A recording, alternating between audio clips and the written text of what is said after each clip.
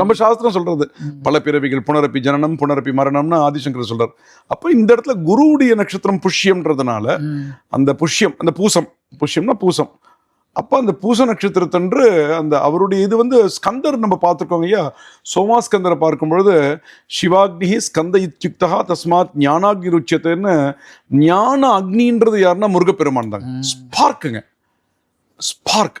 அது எப்படி வரும், எப்போ வரும் நமக்கு தெரியாதுங்க.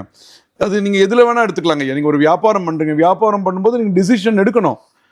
அந்த சமயத்தில் நீங்கள் எடுக்கிற டிசிஷன் பொறுத்து தான் உங்களுக்கு லாபமோ நஷ்டம்.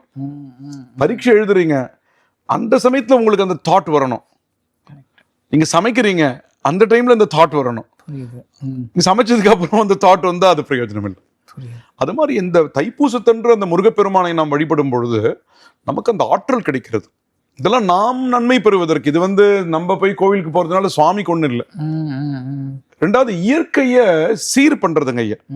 இயற்கைய சீரா இருக்கும், சமமா இருக்கும். இப்ப இயற்கை சீராக இருந்தால் உலகம் முழுவதும் நன்மை அடைவார்கள்.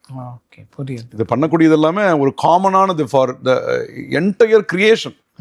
அப்ப இந்த தைப்பூச வழிபாடு, முருகனை வழிபடுவதும் எல்லா தேவதையுமே நீங்க வழிபடணும். முருகனுக்கு பிரசித்தமா ஒன்னும் வழிபடக்கூடியது.